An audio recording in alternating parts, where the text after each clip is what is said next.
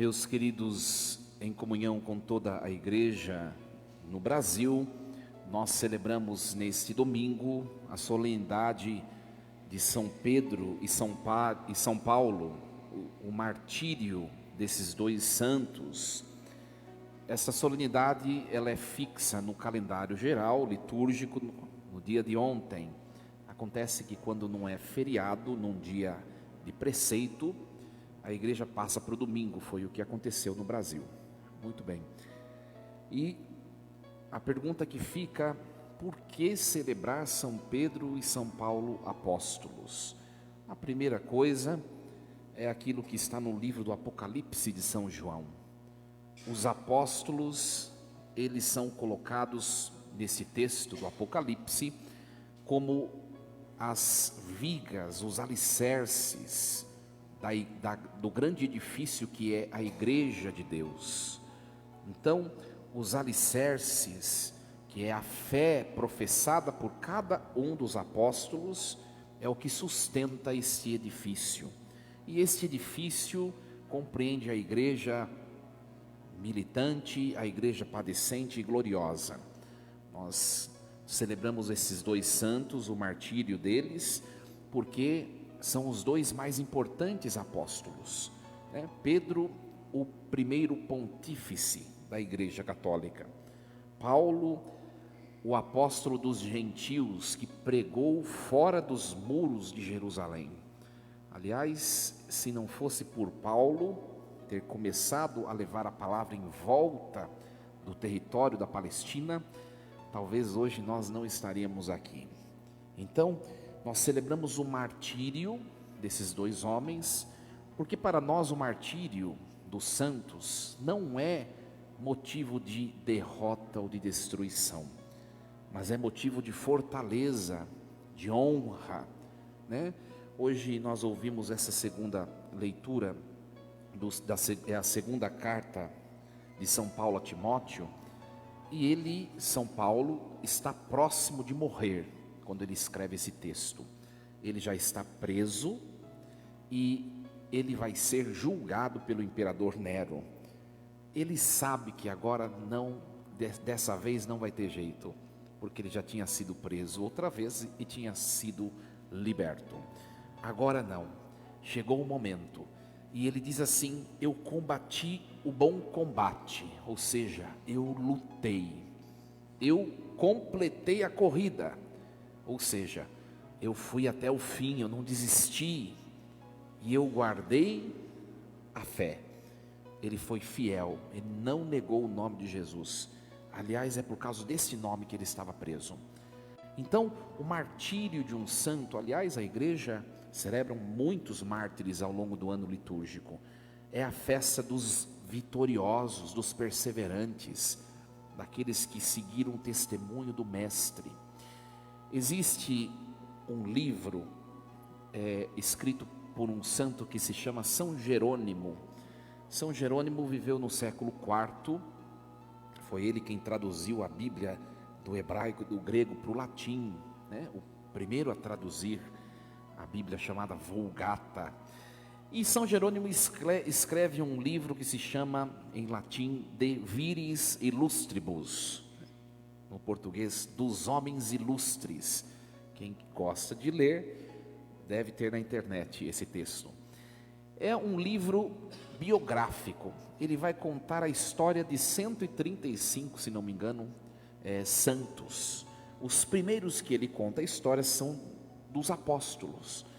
E é nesse texto de São Jerônimo que está a informação do modo como esses homens morreram, né? Eles têm algo em comum, aliás, vários pontos em comum. A primeira coisa que tem em comum Pedro e Paulo é que ambos mudaram de nome. Pedro era chamado antes Simão, Paulo, Saulo. Por que Jesus muda o nome? Porque o nome, numa tradição semítica, representa a missão da pessoa, o que a pessoa deve ser e deve fazer. Simão era pescador e Jesus o chama para ser pedra, ou seja, suas palavras devem ser o sustento de toda a igreja. A igreja vai ser edificada sobre a pedra de Pedro, ou seja, sobre a fé de Pedro, que é dom de Deus e não vem dele, né? Paulo, o nome Paulus, na sua etimologia, significa homem humilde e pequeno, aquele homem prepotente. Nós sabemos que Paulo matava cristãos no começo, ele perseguia a igreja, né? Não sei se todos se lembram daquele texto. Paulo estava indo para Damasco e Deus o derruba por terra. Aí a gente fala que ele caiu do cavalo, né? Está nos Atos dos Apóstolos, né? Dos Atos dos Apóstolos não tem cavalo na jogada, né? Mas ele caiu de alguma coisa. Pois é, ele estava indo para Damasco e Deus o faz cair por terra, e ele vê o ressuscitado. Pedro conviveu com Jesus de Nazaré. Paulo não conheceu Jesus de Nazaré. Provavelmente deve ter visto de longe, porque Paulo tem a mesma idade quase que Jesus, um pouco mais novo. Paulo vivia em Jerusalém, era fariseu. Jesus ia para Jerusalém eventualmente, né? Talvez não tenham se cruzado, não sabemos, mas não conheceu Jesus pessoalmente. Conheceu Jesus nessa experiência de perseguição da igreja. E Jesus diz a ele: Saulo, Saulo, por que me persegues? Olha só, ora, Jesus não o conheceu. Como é que Jesus está dizendo ser perseguido por ele? Porque quem persegue a igreja, persegue o próprio Cristo. A partir daí Paulo muda de vida. Aquele homem prepotente recebe o nome Paulo, que significa homem pequeno. Olha, Deus quer fazer com que ele se transforme no seu temperamento, naquilo que ele é. Então, o que mais tem de comum esses dois homens? Ambos sofreram martírio. São Jerônimo, nesse livro dos Homens Ilustres, vai dizer como Pedro foi crucificado nas colinas do Vaticano, e São Jerônimo diz que ele pediu para que a cruz fosse virada de cabeça para baixo, porque ele se sentiu indigno de morrer do mesmo modo que o mestre. Paulo também em Roma, e São Jerônimo diz que foi no mesmo ano, nós não sabemos, no ano de 67, Paulo foi levado para ser decapitado. Pedro morreu crucificado porque era um judeu pobre. Paulo morreu de maneira nobre, chique, a cabeça cortada. Se alguém quiser experimentar, é chique. Ora, os dois, viveram a mesma experiência do mestre, e mostra para a igreja que não existe cristianismo sem cruz. Hoje nós vemos muitas religiões que pregam um cristianismo da prosperidade. Isso não vem de Deus, porque depois Paulo, quando ele escreve todos os seus textos, a sua teologia chamada paulina é a teologia do corpo místico de Cristo. Jesus é a cabeça e a igreja é o corpo. Ora, onde a cabeça vai, o corpo deve ir também. Então, é por isso que a igreja que vem dos apóstolos, ela tem como sinal primaz o crucifixo com o crucificado. Ele já atingiu o terceiro dia, ele não está mais sofrendo e muito menos crucificado. Ele já está na glória, assentado à direita do Pai. Mas o corpo místico que somos nós, ainda não estamos no terceiro dia. Nós estamos no primeiro ou no segundo, que é o caminho do Calvário. E é importante tomar consciência disso. É importante, porque na hora das nossas crucifixões na vida, provavelmente, ou certamente, todos nós já passamos por muitas crucifixões. É nesse momento que nós devemos lembrar, o mestre passou por isso, né? Pedro, ele tentou fugir,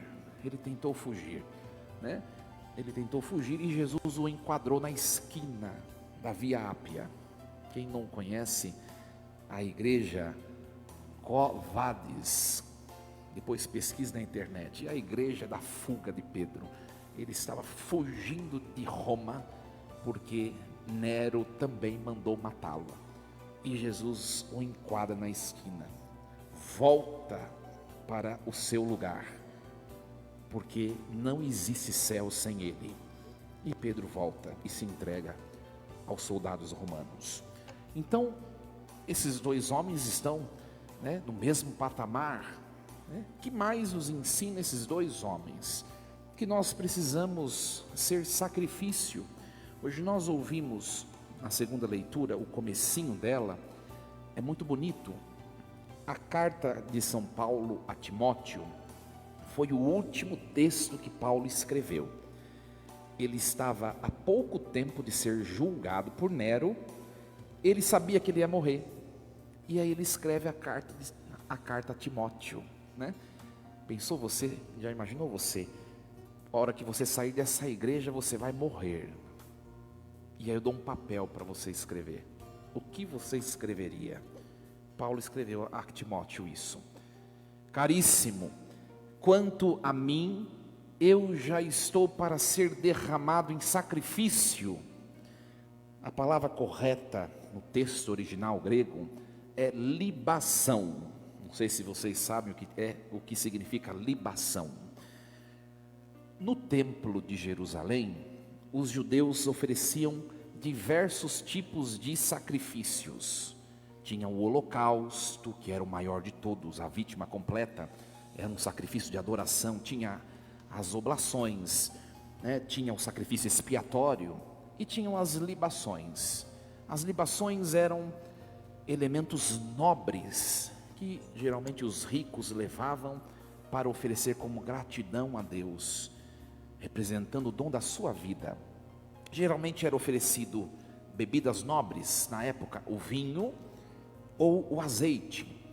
Eles iam e derramavam o vinho ou o azeite sobre o altar do sacrifício, aquele mesmo altar onde também se oferecia a vítima principal, o sacrifício expiatório, que era um cordeiro. Então Paulo diz assim: eu já estou para ser derramado em sacrifício, ou melhor, em libação. Minha vida vai se derramar no altar de Cristo, junto da oferta principal, que é o Cordeiro, que é o próprio Cristo. Aproxima-se o momento da minha partida, mas está reservada para a minha coroa da justiça. Meus queridos, a igreja, ela não faz nada diferente disso. Quando nós nos reunimos diante do altar, nós fazemos a mesma coisa que Paulo assim meditou estar fazendo nessa leitura. Nós também nos derramamos em libação. O nosso sacrifício são as nossas crucifixões, como eu falei, os sofrimentos, as enfermidades, as provações, as dificuldades, tudo que temos, que somos, que possuímos ou que almejamos ser, são libações que a cada Eucaristia nós trazemos no altar. E no centro do altar, junto das nossas libações, estará presente a vítima perfeita, o Santíssimo Corpo e Sangue de Jesus Cristo. Nós somos convidados a fazer, minha gente, a mesma experiência que os apóstolos fizeram. Na primeira leitura que nós ouvimos hoje, o texto dos Atos dos Apóstolos, é muito interessante. Os Atos dos Apóstolos, a primeira leitura, mostra que Pedro vai passar pelas mesmas experiências que Jesus de Nazaré passou. O rei Herodes mandou prender alguns membros da igreja para torturá-los. Jesus foi preso e torturado no pretório de Pilatos. Ora, Herodes mandou matar a espada Tiago, irmão de João. O primeiro apóstolo a ser assassinado foi Tiago, filho de Zebedeu, irmão de João. E todos os outros devem seguir o mesmo caminho. Todos os apóstolos entregaram a sua vida. São João para poder cuidar da Virgem Maria, Deus o poupou do martírio, de entregar sua vida, de derramar seu sangue. Mas depois que a Virgem Maria foi elevada aos céus, João foi exilado numa ilha em Patmos, onde escreveu o Apocalipse, e morreu no martírio da solidão. Todos sofreram o martírio. Tiago foi o primeiro. Herodes, ouvindo dizer que todo mundo ficou contente por matar Tiago, também mandou prender Pedro. Ora, eram os dias dos pães ázimos. Quem é que foi preso nos dias dos pães ázimos? Jesus Cristo. Ora, Herodes colocou na prisão, guardado por 4 grupos de 4 soldados, 16 homens.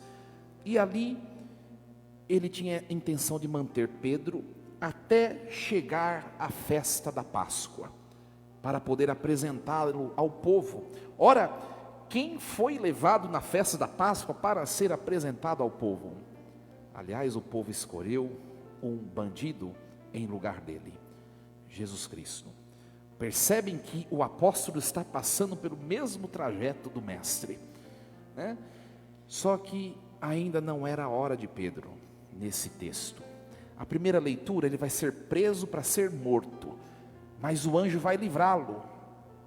Na segunda leitura, Paulo foi preso para ser morto, e Deus não o livrou, ele foi morto. O que mostra essa questão da primeira e da segunda leitura? Um livramento e uma confirmação. Mostra que o mistério do sofrimento, nós não podemos compreendê-lo na sua totalidade, É claro que nas nossas orações a gente sempre pede: Senhor, livra-nos do sofrimento. Existem alguns que Deus, com toda certeza, como na primeira leitura, mandará um anjo, e com a bênção dos céus nós seremos isentados deles. Mas existem situações que é para que nós vivamos essas situações, e aí nós temos que enfrentá-las. Padre, mas o que é isso? Eu não sei, cada um de nós tem que discernir, como eu já disse agora há pouco, uma enfermidade, a missão de cuidar de alguém, a solidão, situações diversas na vida que nos acometem, que nós nunca pensávamos que fosse daquele jeito, que aconteceria daquele jeito. Ora, enfrentar. Se não chegou a hora, Deus de todos os temores haverá de nos livrar. Mas se chegou a hora, nós temos que carregar a cruz e subir o Calvário, como o mestre fez. Então, o mistério da vida desses homens mostra que o sofrimento precisa ser enfrentado. Uma outra dimensão dessa solenidade de hoje é a dimensão da fé, Eu não sei, Pedro, se vocês conhecem, mas Pedro é o primeiro pontífice da igreja, e depois dele vieram com ele 266 pontífices. Nós rezaremos a oração eucarística hoje, e vocês vão ver um monte de nome de santo. De onde vem isso? São os primeiros pontífices, Pedro, Lino, Cleto, Clemente, e depois uma série de pastores, sucessores de Pedro, que Jesus colocou para dirigir a sua igreja. Hoje, o novo Pedro se chama Francisco, Se chama Francisco, do 266º Pedro, que Jesus colocou à frente da sua igreja. Um sinal visível da presença de Jesus no meio do povo. E a gente fala assim: mas padre, tantas atrocidades na história da igreja católica se deram. Pois é, diante de tantas situações difíceis, a prova de que a alma da igreja é Deus, é que a igreja caminha ainda rumo ao fim dos tempos. Se a igreja fosse uma instituição unicamente humana, minha gente, na Idade Média já teria se destruído, Já teria se destruído. É só estudar a história. Mas padre, teve tantas coisas, inquisições e situações, e os antipapas, e o papa que vai para exílio e não sei o que. Tem, nas nossas vidas também não tem? Tantas infidelidades, tantas escorregadas, tantas situações que nós fugimos do projeto de Deus. Tem ou não tem? Tem. A igreja é constituída por homens, mas é o braço forte de Deus quem a sustenta, e nada poderá derrubá-la. Hoje nós vemos crescer no mundo, pessoas ultraconservadoras que se acham mais católicas que o Papa. É preciso cuidado, é preciso cuidado.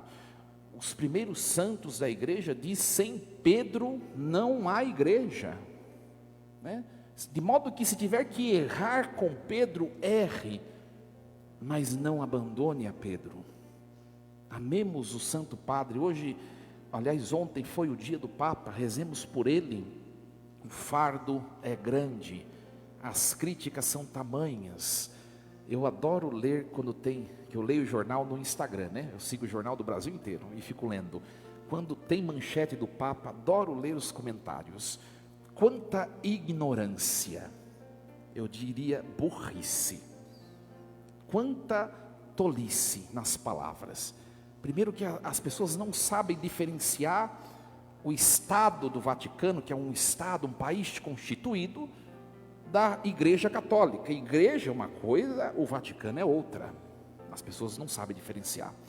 As pessoas não sabem que o Papa é um representante de Estado, O Vaticano é uma monarquia elitista, ele é um monarca, mas o mesmo é representante da igreja, cada coisa no seu tempo, Hoje, a coleta que nós ofereceremos,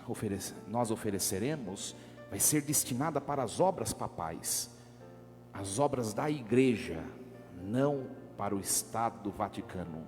Deu para entender? Pois é, que nós não repitamos essas tolices que em tantos comentários a gente percebe. E as pessoas querem mudar a igreja, minha gente, Vocês já devem ter escutado o comentário: ai, eu acho. Quando você fala eu acho sobre a igreja, já começou errado, porque você deve ter no mínimo 100 anos de idade. A igreja tem 2000, então já começa por aí. A gente não tem que achar nada. E a igreja, para se modificar, minha gente, é uma lentidão. Por quê? Porque Deus, Ele tarda. Olha, desde Abraão até Jesus Cristo, quantos séculos se passaram? Olha como Deus é lento. E aí, eu acho. Espera, quando Deus achar, Ele o fará, Ele o fará. Tem aqueles comentários, você deve ter escutado já: a igreja católica é muito obsoleta, precisa se renovar, nós estamos em novos tempos, o mundo é outro. Pois é, tudo o que muda, preste bem atenção, é filosofia, tudo o que é passível de mudança, tudo o que muda, se destrói. Você muda, hoje você tem 70, a pelinha de pêssego já foi embora, você muda, e você está fadado à destruição. Tudo que muda se destrói. Ora, Deus pode se destruir? Não, então Deus não muda. Se Deus não muda, sua lei também é imutável. Por isso que a igreja, ela deve se atualizar no seu modo de se expressar, de acolher os outros, de evangelizar. Sim, às vezes a gente fica preso: ai, mas era desse jeito, muda o padre, a gente fala assim, ai, mas com o outro padre, não sei, com o outro padre, agora não é mais o outro, Mas a igreja deve se renovar no modo de expressão, mas no conteúdo do que ela expressa, ela não deve se renovar, porque ela expressa uma pessoa que é imutável, que é Jesus Cristo. Então, minha gente, hoje que nós saímos dessa igreja, hoje mais apaixonados pela igreja na qual congregamos, apaixonados. Eu hoje saio com o meu coração cheio de desejo de ser mais e mais e mais um pouco igreja, porque eu sei que nessa instituição é Deus quem se faz presente, é Deus. É claro que tem muita coisa na igreja que precisa ser transformada, sobretudo nós, a começar por aquele que está falando, mas Deus é quem nos sustenta, é Ele, a seiva, né, o sangue que corre nas veias da sua igreja, sua esposa. Então, esse evangelho, que é o evangelho da profissão de fé de Pedro, olha só, Jesus pergunta: quem diz os homens ser o Filho do Homem? Jesus está perguntando: o que estão dizendo de mim? Né? Os apóstolos respondem: estão dizendo muitas coisas, mas tudo o que estão dizendo, embora sejam coisas boas, não é o que é Deus. Estão dizendo que o Senhor é Elias. Jesus é Elias? Não. Elias é um cara top, mas não é Elias. Jesus não é Elias. Jesus não é Jeremias.